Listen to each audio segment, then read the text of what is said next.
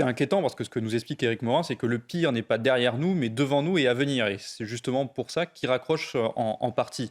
Donc c'est très inquiétant. Il révèle des problèmes qu'on connaît de la justice, un problème de moyens. Quand on juste à comparer par rapport à l'Allemagne, on pourrait y revenir, on voit qu'il y a un problème de moyens qui est quand même immense. Et ensuite, une question de sens à donner à la justice, une quête, une perte de sens du métier, que ce soit au début de la chaîne pénale ou à la fin. C'est tout ce système-là qu'il faut revoir pour redonner du sens à la justice, aux professionnels de la justice et leur donner les moyens d'agir. Et Il y a un retard monstrueux sur les procédures, justement parce qu'on est dans un système qui est archaïque d'un point de vue de la justice. Et surtout, ce système-là, on est incapable de le faire fonctionner avec les moyens qui sont alloués aujourd'hui. C'est-à-dire qu'on est dans le pays qui, globalement, taxe le plus, ponctionne le plus les Français et qui n'est pas capable de faire fonctionner de manière qui soit satisfaisante une institution judiciaire, et même on peut aller plus loin, la police, vu que c'est toute la chaîne pénale qui est en jeu. Quand vous écoutez les policiers, vous disent aussi que leurs commissaires sont dans des états qui sont absolument incroyables et dans lesquels ils ne peuvent pas travailler de manière décente. Donc c'est toute cette question-là. L'Allemagne met plus de 130 € par habitant dans la justice, nous on en met à peu près 69. Donc c'est cette question-là. Tant qu'on ne mettra pas plus de moyens dans la justice, qu'il y a un retard sur le moyen de la justice, on ne pourra pas faire les recrutements nécessaires, améliorer la condition des juges, des magistrats, des greffiers, pour que la justice soit rendue de manière efficace et efficiente. Et ensuite, il y a tout le volet immatériel, parce que même si on a l'argent pour recruter, ce qu'on comprend aussi, c'est qu'il y a un volet de valorisation du métier, de quête de sens, et que là, finalement, ce baron du baron, il ne s'y retrouve plus. C'est pas pour ça qu'il s'était engagé. Donc il y a toute une réflexion à faire. Comment on fait pour revaloriser ces métiers, redonner du sens, que finalement la justice soit rendue au nom du peuple français, c'est quand même ça initialement, et pas avoir cette déconnexion entre pourquoi on fait ce métier et comment réellement aujourd'hui la justice fonctionne. Gilbert Collin, qui n'était pas très optimiste juste avant le premier conseil des ministres de la rentrée. Elisabeth Borne aime bien répondre à une attente des Français. Quand vous regardez les 3 grands événements de l'été qui ont marqué l'opinion et qui ont marqué les Français, c'est la délinquance avec les faits des faits divers qui sont devenus des faits de société. C'est Gérald Darmanin qui l'incarne et qui mène le combat. La guerre en Ukraine, c'est Emmanuel Macron qui essaie de porter une voix à l'échelle du pays. Et ensuite, c'est les conséquences du dérèglement climatique que les Français ont vécu avec des inondations, sécheresses, du rationnement sur l'eau. Et là, c'est la Première ministre qui a décidé de porter la bataille et de l'incarner dans l'opinion. Donc elle prône une forme de radicalité, elle envoie plutôt des signaux à l'aile gauche pour contrebalancer ce qu'a fait Gérald Darmanin plutôt sur l'aile droite. La question, c'est comment ça va se mettre en place. Est-ce qu'on va avoir quelque chose d'efficace? Parce que cet été, on a vu ce qui manquait. Les agriculteurs nous ont dit, il leur manquait des réserves d'eau pour faire de l'irrigation, pour ne pas avoir à vendre leur bétail. Parce qu'ensuite, on en a parlé hier sur ce plateau, à la même heure. On a parlé hier, ça va prendre des années à réussir à reconstituer un cheptel de bêtes. Donc, est-ce qu'à la fin, ce sera les bonnes décisions qui vont être prises ou est-ce qu'on va écouter plutôt ce que j'appelle les escrologistes, c'est-à-dire des personnes qui sont sans doute avec de bonnes intentions mais dont les solutions ne fonctionnent pas? Ça va être la chose sur laquelle il va falloir se focaliser. Quelles vont être réellement les solutions techniques adoptées ou est-ce que ça va être encore une fois plutôt de l'enfumage avec des fausses bonnes idées? Il n'y a pas un fait qui vous a marqué au cours de cette interview. Elle parle des taxations de super profits. Oui. Vous vous en souvenez? Oui, Bruno Le Maire n'est pas du tout sur cette ligne. Moi, je suis pas du tout sur cette ligne non plus. Parce que quand on parle de super profits, il faut dire finalement quelles sont les entreprises qui font les super profits. Là, on a une hausse des prix de l'énergie, donc c'est globalement les grands énergéticiens et les entreprises qui bénéficient de cette hausse des prix. Mais quand vous regardez les entreprises qui bénéficient de cette hausse des prix, ce sont aussi les entreprises qui vont faire face à un mur d'investissement pour adapter leur modèle économique. On parle de Total qui va devoir diversifier, arrêter de faire des hydrocarbures pour investir dans les énergies renouvelables pour faire cette transition écologique. On parle de CMA-CGM qui a un enjeu majeur de réussir à faire du transport maritime vert, donc de trouver des nouveaux moyens de transport qui ne soient pas polluants. Et on parle de toutes ces entreprises qui, en fait, vont faire un super profit, mais qui vont avoir des super dépenses et des super déficits dans pas longtemps. Et donc, vouloir taxer des super profits alors que l'État sera potentiellement pas en soutien quand il y aura des super pertes, moi, je suis pas du tout aligné sur cette ligne-là. Et là, c'est un petit tacle à son ministre, à Bruno Le Maire, là, quand même.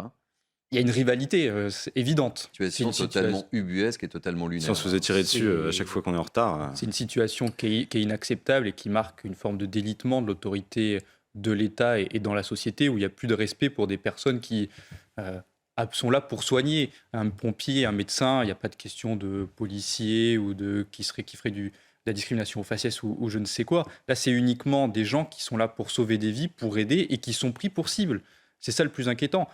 En fait, on a un mouvement de de remise en cause de l'autorité, notamment depuis mai 68, où finalement où il y avait le slogan interdire d'interdire, où on a successivement remis en question toutes les formes d'autorité, l'autorité du professeur, l'autorité du médecin, l'autorité des policiers, l'autorité de la justice, l'autorité de l'État. Et on se retrouve aujourd'hui dans une situation où finalement, ça paraît banal pour quelqu'un de se dire quelqu'un est en retard pour soigner ma femme, je vais lui tirer dessus. On vit dans un monde, c'est édifiant. Valère, ça a été consulté dans certains quartiers. Là, il semblerait que c'était en centre-ville, mais c'est aussi valable dans les périphéries des grandes villes. Les infirmières, on l'évoquait, les médecins, les pompiers, enfin, je veux dire... Exactement. Dans certains quartiers, vous avez des médecins ou les pompiers qui sont pris pour cible, vous avez des guet-apens, cet été on en a parlé, qui sont organisés. La réalité, c'est qu'il faut un choc culturel, un choc d'autorité pour rétablir une forme de hiérarchie et rétablir le civisme et les valeurs dans la société. Parce que c'est des situations qui sont inacceptables et qui se multiplient. Quand vous regardez, il y avait un rapport de la CIA qui explique quelles sont les grandes tendances à l'échelle du monde, notamment dans les sociétés occidentales, dans les démocraties occidentales. Ils expliquent que vous avez une radicalité où les gens sont de plus en plus violents et une délitation de toutes les formes d'autorité où chacun joue plutôt une forme d'individualisme.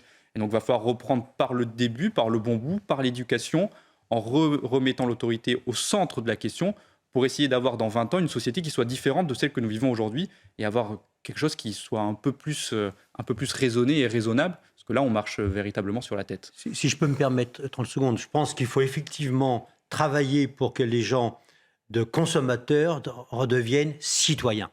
Et ça, c'est la grande question politique, à mon avis. À moitié prix, on en parlera sans doute très prochainement, mais on en parle de plus en plus. Que vous inspire ce reportage et ces filières? Ça ne va pas être facile d'agir. Je pense que Gérald Darmanin a raison, il faut exterminer le problème. Parce qu'on a un exemple, ce n'est pas seulement un enjeu uniquement de santé publique, c'est un enjeu de santé publique, d'ordre public et même de civilisation.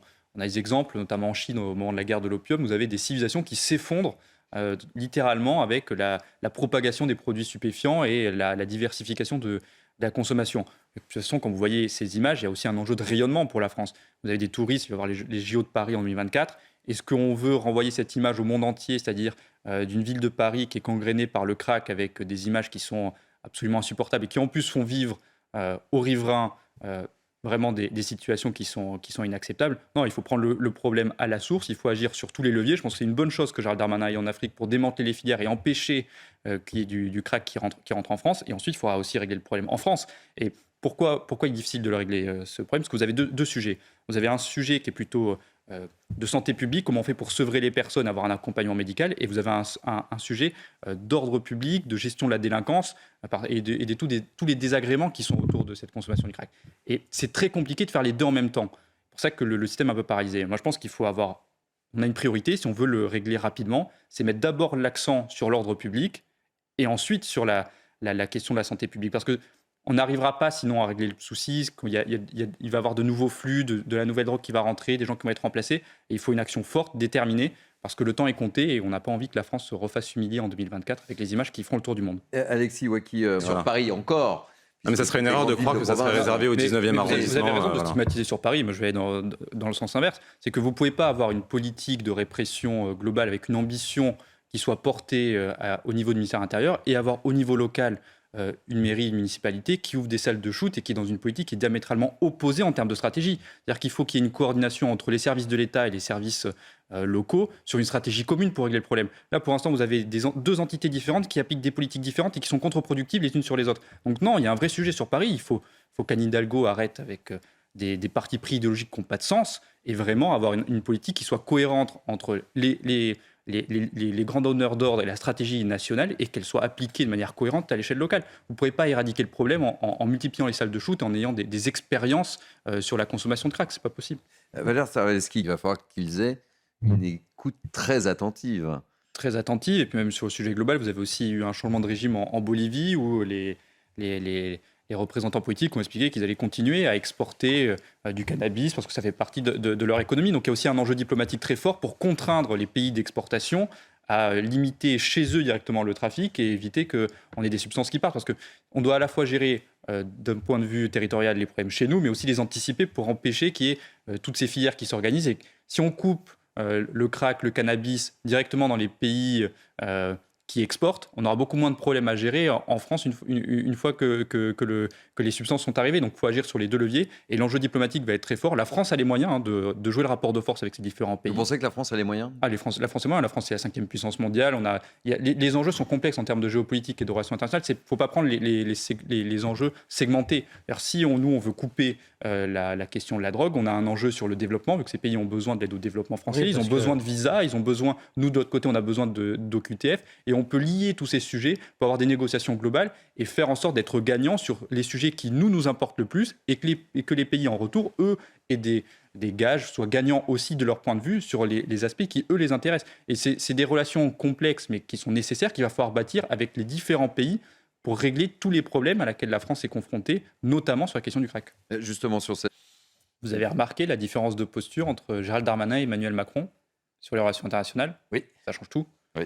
En termes de symbole, de volonté de vouloir rentrer dans le rapport de force, de ne pas être dans une forme d'aménagement raisonnable. On a un ton ferme là, quand il annonce... mais ça change tout. Parce que quand vous regardez, finalement, je pense qu'on en parlera dans la suite de l'émission, le déplacement d'Emmanuel Macron en Algérie... On évoquera le déplacement d'Emmanuel Macron en Algérie. La réalité, c'est que la nouvelle ère des relations internationales, c'est une ère de conflictualité. Il ne faut pas avoir peur de rentrer dans le rapport de force, d'aboutir à des deals gagnant-gagnant, mais d'être initialement dans le rapport de force et d'être ferme. Si vous y allez directement en étant la fleur au fusil, bisounours, vous n'aurez pas, finalement, les pays en face ne lâcheront pas et vous n'aurez pas de gain véritablement dans votre négociation. Moi, je pense que Gérald Darmanin, il a la bonne posture. Il faut être très ferme, il faut y aller, il faut être prêt à discuter, à faire des aménagements, à négocier. Après, c'est le cœur de négociation, gagner d'un côté et lâcher de l'autre. Mais la posture initiale, c'est celle de la fermeté, d'être très déterminé, parce que ça envoie un signal à la fois au pays, mais aussi aux délinquants. C'est-à-dire que c'était le grand fait de l'été avec le karting à Fresnes.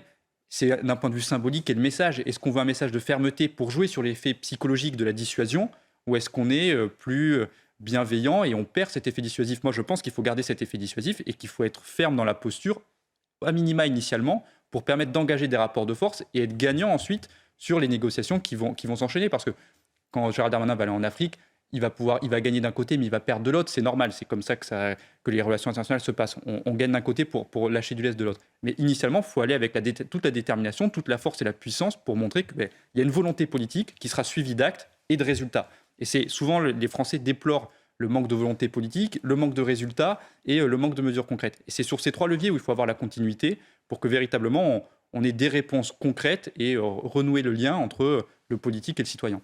Et on le voyait, Loïc Guisset, vous l'avez trouvé comment, vous ? C'est le grand tribun Jean-Luc Mélenchon. Sur la forme, c'est magnificent, très lyrique. Et sur le fond, quand on écoute, là, on prend peur.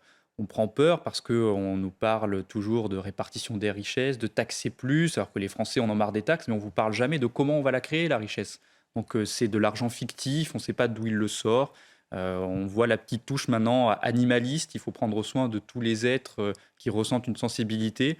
Je pense que Jean-Luc Mélenchon continue dans le naufrage de la gauche, et si la gauche suit Jean-Luc Mélenchon, la gauche va continuer dans ce naufrage, qui est un naufrage électoral et idéologique, et on a du mal à imaginer l'issue d'une telle dérive. Valère Staraleschi. Donc je pense qu'ils ces gens-là seraient pour un état d'urgence climatique permanent. Moi, je parlerais dans le cas de Jean-Luc Mélenchon, non pas d'une bifurcation écologique, mais d'une bifurcation républicaine. C'est-à-dire que Jean-Luc Mélenchon est de plus en plus en rupture avec le modèle républicain.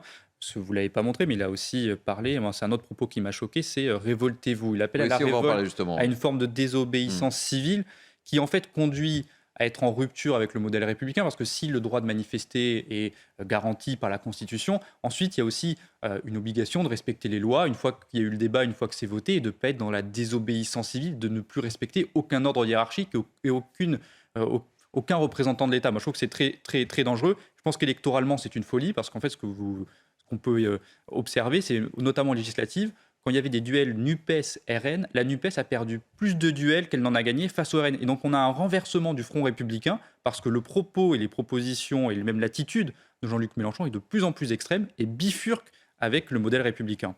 Alors je voulais vous faire écouter, pour conclure, Émeric Guisset. L'appel à la révolte, un 5e, un 6e tour social, c'est le problème de Jean-Luc Mélenchon, c'est que tant qu'il ne gagne pas, il ne reconnaît jamais ses défaites. Et le mot de la